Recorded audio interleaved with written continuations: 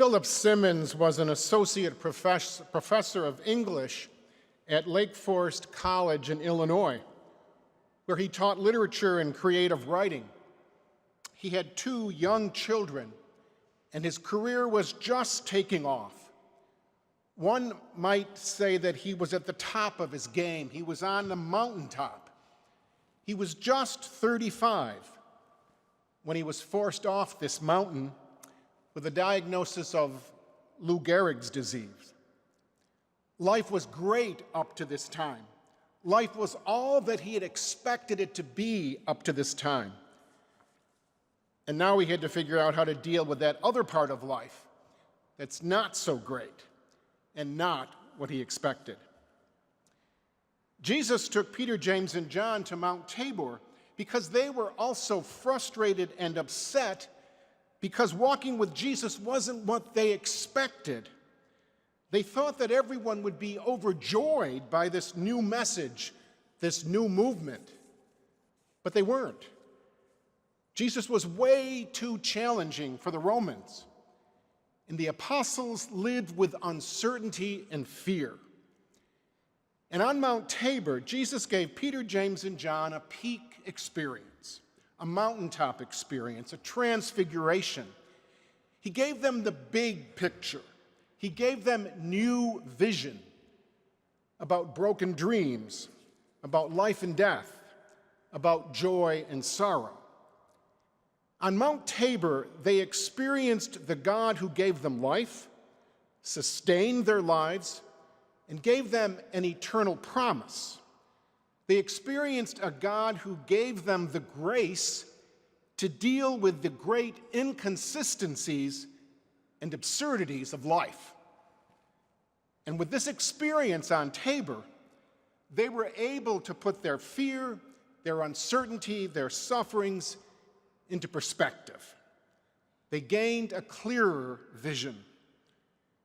As much as they wanted to stay on that mountain, they realized that they had to go back into the real world to face the uncertainties of life with its joys and sorrows, its highs and lows, and realize that it was not all in vain.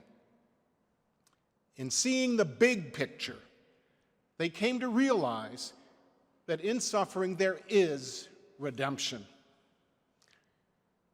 At the age of 35, this is what Philip Simmons was forced to do.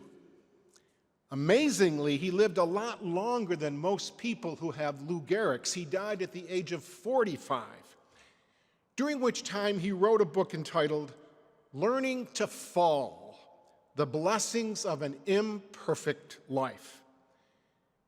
He wrote the book for everyone who lives long enough to discover that life is both more and less of what we hoped for.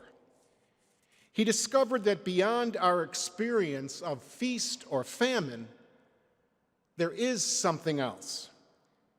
And he wrote about the blessings shaken out of an imperfect world, a life filled with both mountaintop experiences and falls into the valley. In his terminal illness, he writes about how he had to accept life as it is, and through his suffering, experience a kind of wholeness and richness and a kind of depth of life that he only was able to experience because of his diagnosis. He had a transfiguration. He got the big picture that life is messy. But if we enter into all the messiness, life can become rich and fulfilling, whether short or long.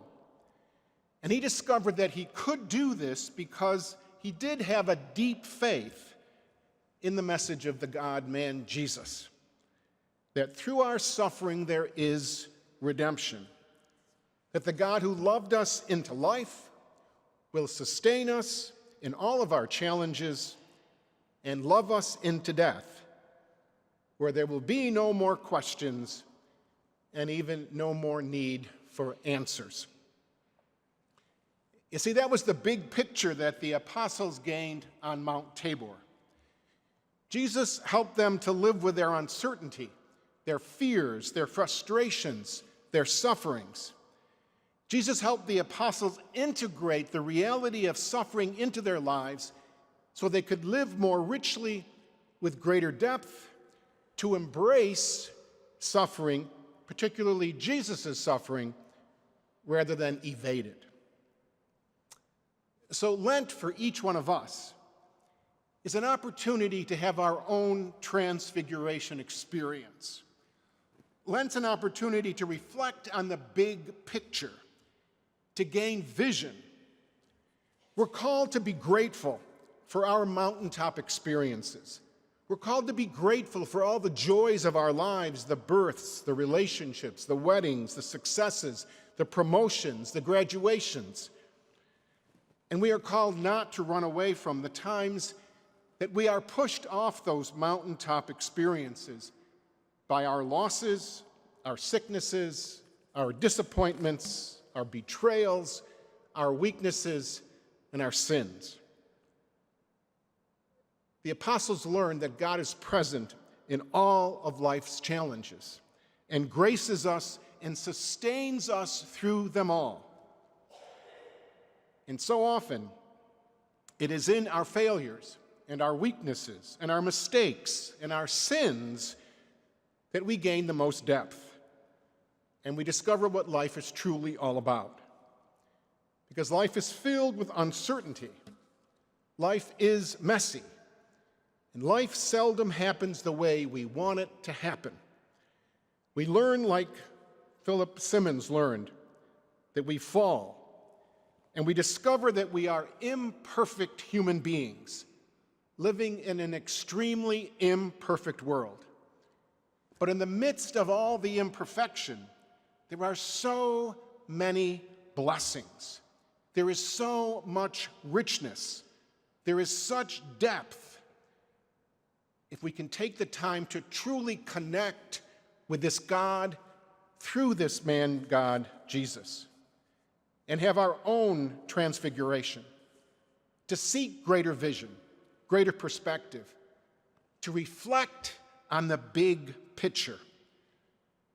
Lent's an invitation to find God in what seems to be the great inconsistencies and absurdities of life.